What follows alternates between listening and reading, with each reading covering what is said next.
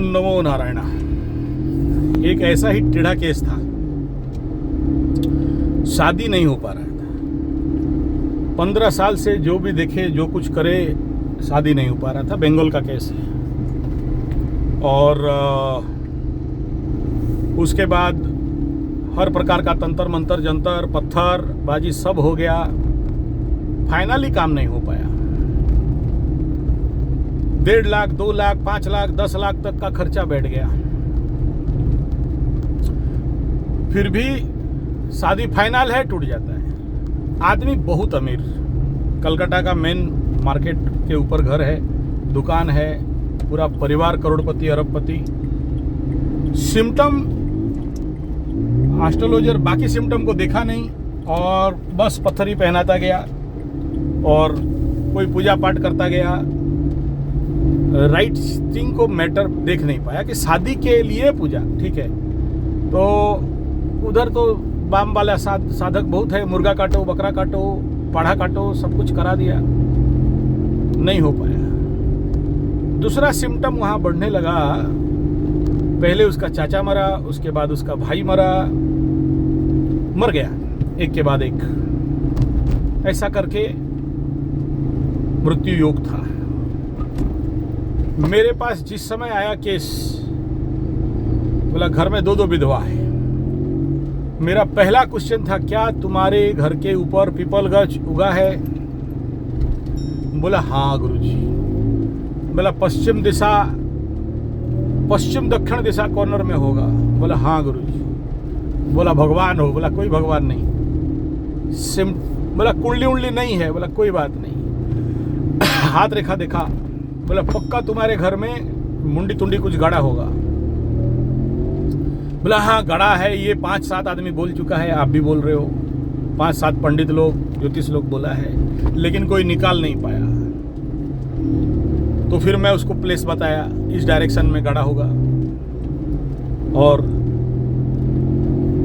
आंख मूंद के समझ लो कि यहाँ पर पीपल गछ उगा है और घर में इस प्रकार का एक के बाद एक मृत्यु है, मतलब कोई ना कोई कुछ ना कुछ उस प्रकार का प्रयोग दिया है।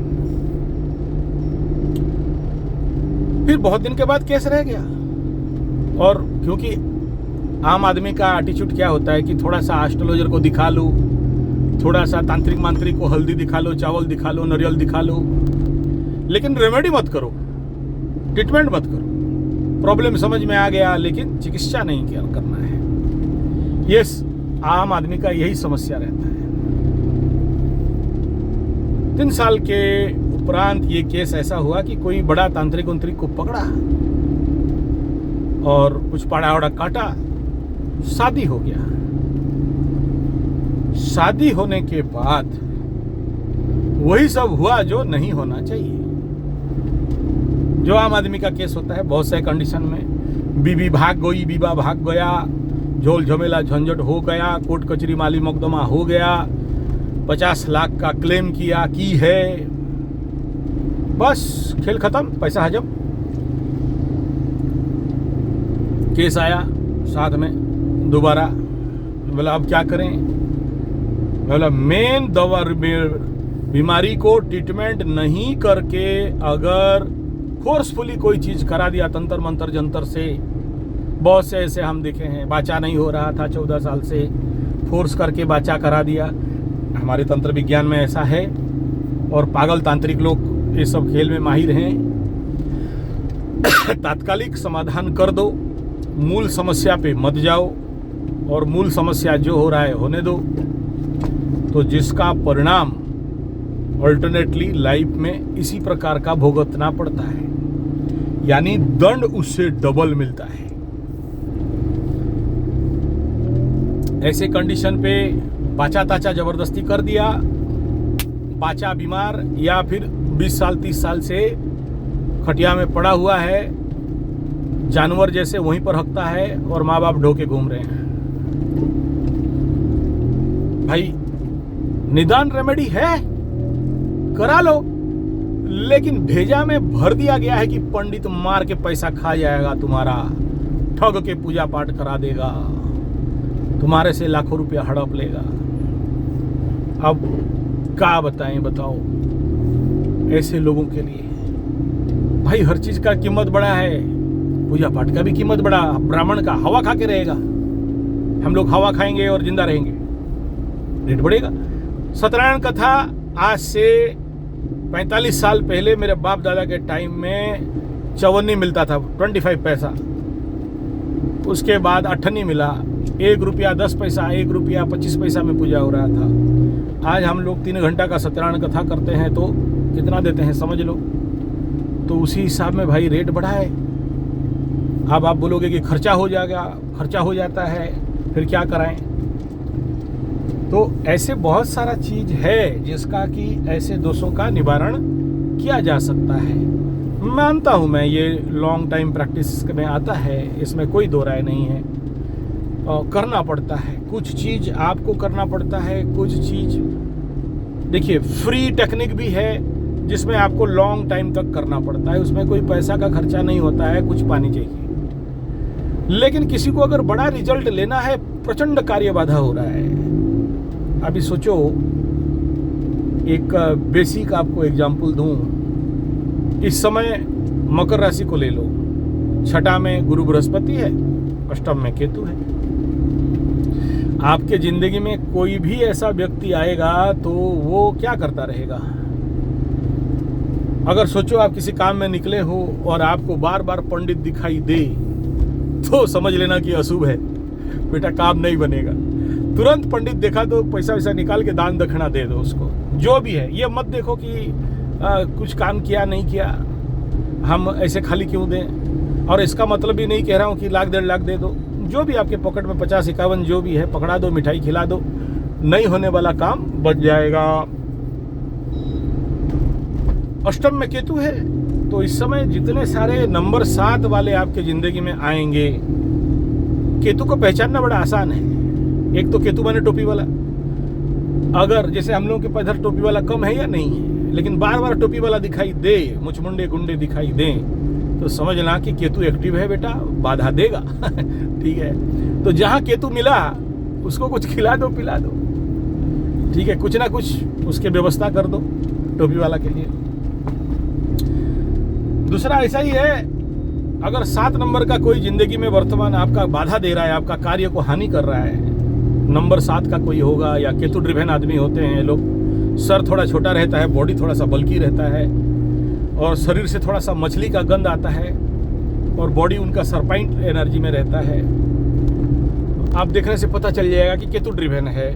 राहु ड्रिवेन, सर बड़ा रहेगा, झुपरा मुंडा रहेगा, बाल थोड़ा सा नौटंकीबाज रहेगा, सरल शांत दिखाई देगा, लेकिन अंदर से बड़ा बदमाश रहेगा। हम लोग उड़िया में बोलते हैं अति शांत शिष्ट महालंगुड़ विशिष्ट, ऐसा कोई है तो कोई प्रॉब्लम नहीं है, धन लाएगा, लेकिन धन वाणी परिवार से विच्छेदात्मक एनर्जी को भी देगा। तो ऐसे लोगों से थोड़ा सा सोच समझ के बात करना, कुछ भी टेढ़ा मेढ़ा कर सकते हैं, उनके हाथ से कुछ नहीं खाना, खाया तो फिर आपको समस्या हो सकता है। नहीं, आप लोग तो नहीं जानते हो ना वो मंत्र है ना, भस्मीभूत मंत्र नहीं जानते, वो शुक्राचार्य शास्त्र में बताया गया है, ठीक है ना। वो पेट में खा लिया था ना उसको मार के, तो उसका एक मंत्र है जिसको कि आप अगर प्रयोग करते हो तो कुछ भी खाया हो, कोई भी कितना भी तंत्र मंत्र जंतन गोड़ी गाड़ी सब खिलाया है आपको, वो भस्मीभूत हो जाएगा। वो मंत्र अगर आपके पास है तो फिर कोई भी कुछ खिला दे, डरने का कोई बात नहीं, ठीक है। और आपके लिए वर्तमान समय में देखो, जैसे जैसे राहु आपके आसपास आ रहा है ना प्यारे मकरू लोग, कुंभ वाले, शनि तो दूर भाग रहा है, प्रॉब्लम नहीं है, और राहु तो आपके सर में बैठा है। ऐसे ही कर्क राशि का केतु भी आपके तरफ आ रहा है, कर्क लग्न वाले, तो उनको भी कर्क लग्न कर्क राशि, मकर लग्न मकर राशि, कुंभ लग्न कुंभ राशि, इनको बड़ा अलर्ट रहना चाहिए कि इस समय किसी ऐसे बेजातीय व्यक्ति से नहीं खाएं, और खाते हो तो बहुत सारे लोग प्रॉब्लम में पड़े हैं। दूसरा उसी प्रकार का है कि इन्फेक्शन का संभावना, जो लोग इधर उधर सुसुसासा करते हैं, तो उसका भी मंत्र है, लेकिन आप सब समझोगे नहीं, और अभी कौन आपको वो दिखा विख्या दे। तो अगर आपको डाउट लगता है कि कहीं कोई आपको इसे खिला पिला दिया है, तो अगस्त्य मुनि का शुक्राचार्य के द्वारा रचित पेट में कुछ भी कोई भी खिला दे वो भस्म हो जाएगा। उसको बोल के उल्टा और सीधा 3 बार पेट में हाथ घुमा दो। हम लोग करते हैं, कोई भी आता है तो ऐसा कुछ खिला पिला दिया है तो मारते हैं और स्वाहा कर देते हैं। जिनको पता है वो करेंगे, जिनको नहीं पता वो कहाँ से करेंगे। और ये सब मंत्र ओपनली नहीं दिया जाता है बिना गुरु दीक्षा में, बहुत सोच समझ के, नहीं तो बहुत सारा इसका दुरुपयोग भी करते हैं लोग। तो इसलिए हम लोग थोड़ा सा ठंड होके काम करते हैं।